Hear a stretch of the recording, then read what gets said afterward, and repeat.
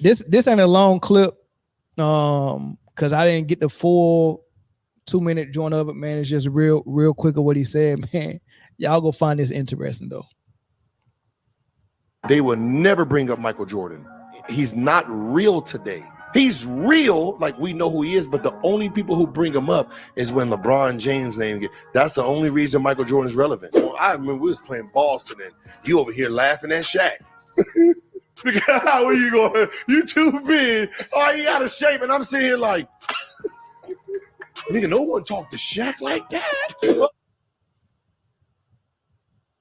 Michael Jordan is not relevant unless LeBron James is mentioned. Eric, is that true? I mean, oh no, that's the wrong person to ask to start this shit off. I mean, if you want to be honest. Oh no, E. If you want to be honest, nah, I'm bullshit, man. Jordan will always be relevant, bro. Every time you look down on your feet, he's relevant. He's still regarded by most analysts as the most greatest basketball player that's ever lived. Y'all know I went and seen Magic and Stephen A. They had a show out here in LA, and Magic Johnson said they asked him hands up who was the greatest player he's ever seen, and he said Michael Jordan. He said hands down Michael Jordan is the greatest player he's ever seen, and it is what it is. But his name now does simultaneously come up with LeBron, only as a comparison though, because I think Jordan is the standard. So I think they will always compare everybody to Jordan. They just had what's my man name? Anthony Edwards. They're going to start comparing him to Jordan, but you know, Jordan is just, he's accomplished so much, man. I think it's just, and he's everywhere. You know, it's like I said, it's on your feet. So I think it's hard to even put him in another atmosphere right now. He's in another atmosphere. I think everybody else is just trying to get there. Yeah, I think it's 100%.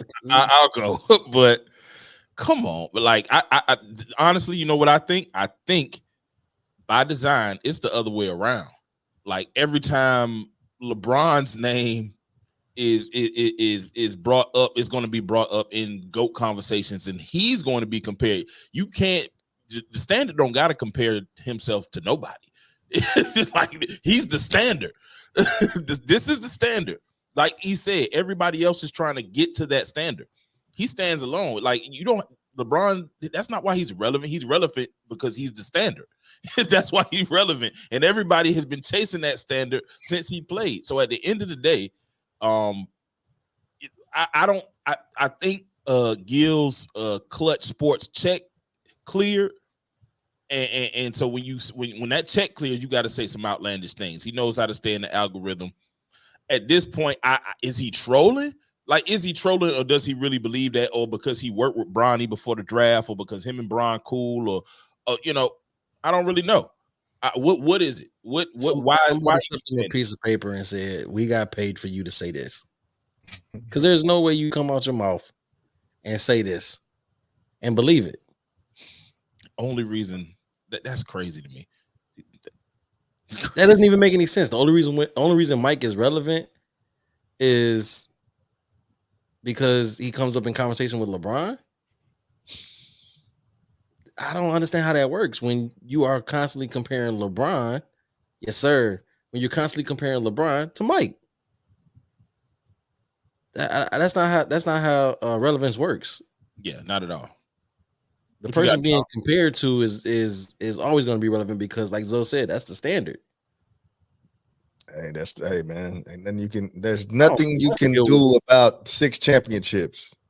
There's nothing you can do about multiple time MVPs.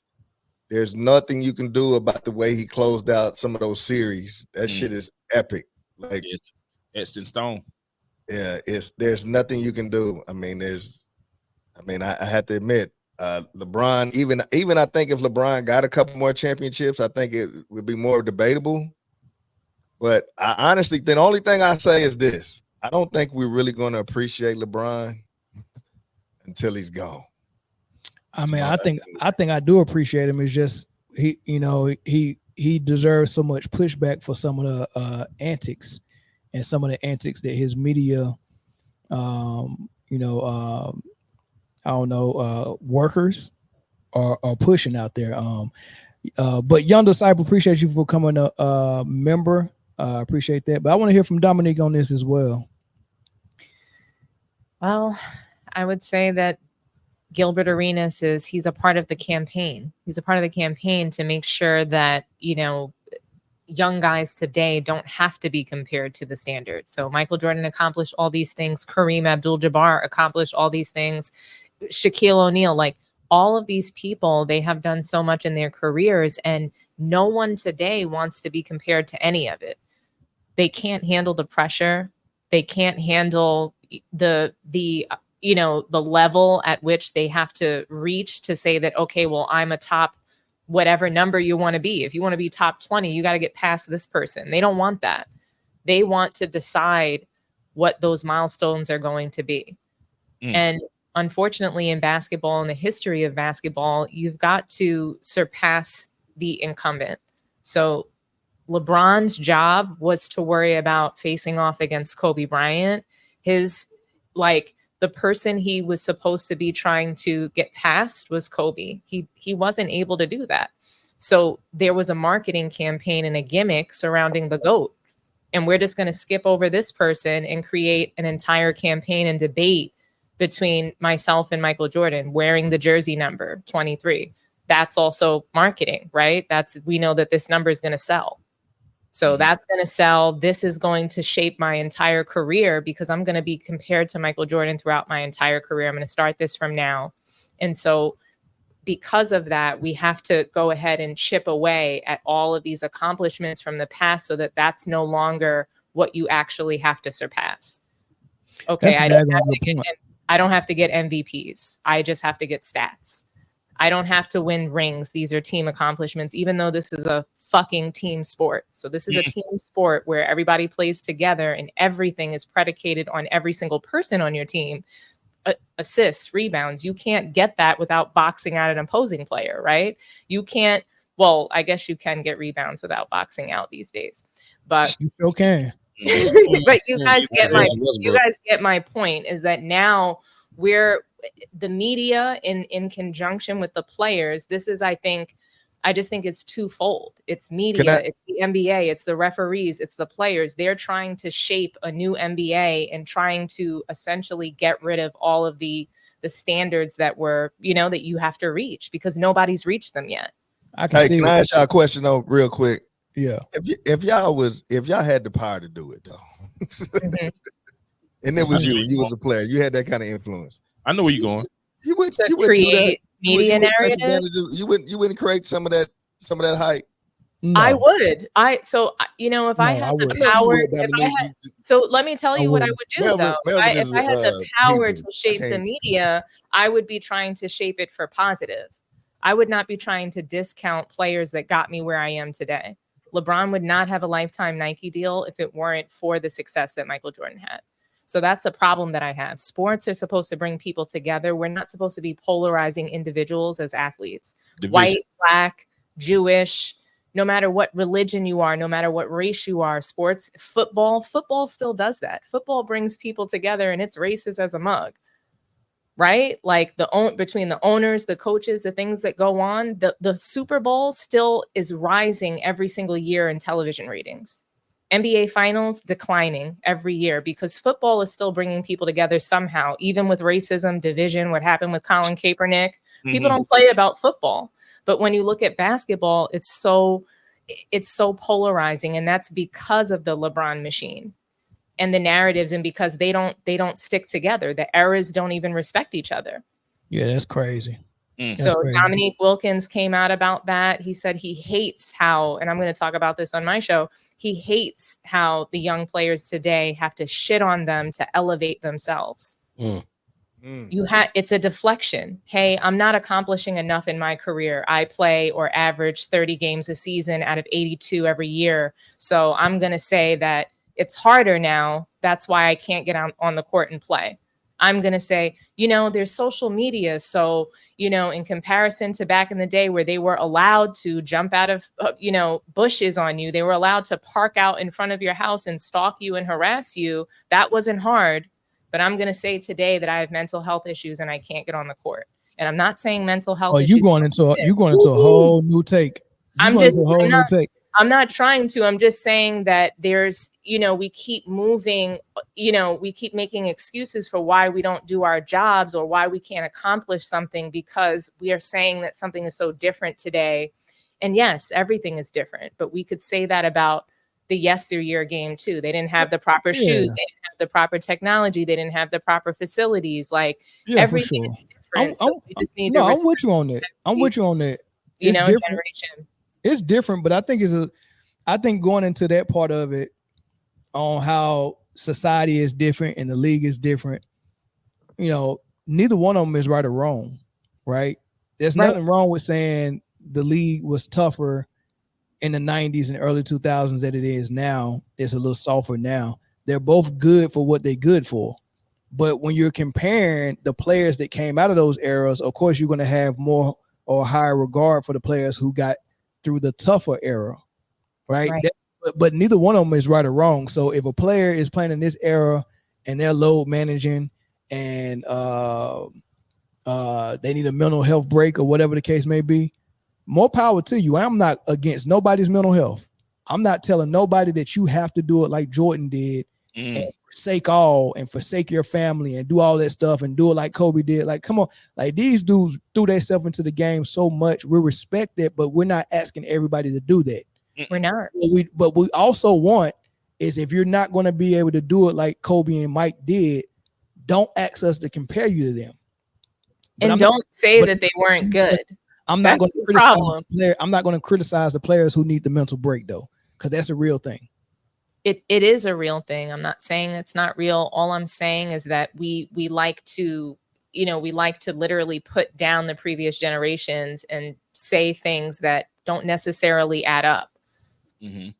I'll say this, and we can keep pushing, man. Until you get your jersey retired by a team you never played for, you'll never be the GOAT. Sheesh. That's crazy. That's still some of the coldest shit I've ever seen. That's cold. I seen jersey. I seen his what? He ain't never played a second in Miami. My question for you guys though is why do you think that LeBron James wears number 6, number 23 if him and his camp don't really view these past generations as being any good? That's a daggone good question. That's a daggone good question. They weren't that good. If they weren't skilled, like why throw on Bill Russell's jersey? Like, what is the point? He wasn't any good. He sucked. Yeah, nobody was skilled in that generation. He was a plumber. Now can we be honest though? Let's be honest. Now we got to tell the truth. Okay, we do. People are listening. The basketball players that played back in some of those days though were not as elite basketball players as they have today. Like Bill Russell, Wilt Chamberlain, like some of the people they played against were not all-star athletes. Like Boston had a dynasty. Yeah, they won 11 championships, bro. Like who was they playing in some of these championships? I only disagree because they were playing the Lakers or they were playing the Celtics. They had a much smaller league. So they had a saturation of nothing but good players, just like the WNBA. When you have 12 teams in a league, all of those players are going to be the very best. I'm not saying that they had all of them had handle and all this great skill. I'm just saying that they weren't a bad league. They were people with talent. And we need to respect. I'm not saying they didn't have talent, but did you see how big Bill Russell was compared to some of them? Well, look, if the talent pool is full of 4-star athletes, let's say 5 being the best. Let's say we got 5-star athletes now and more 5-star. But if the talent pool in the NBA was full of 4-star athletes, and you're a 4-star athlete competing against 4 stars, then that's the same thing as a 5-star athlete competing against 5 stars right now. You're saying it was competitive. Yes.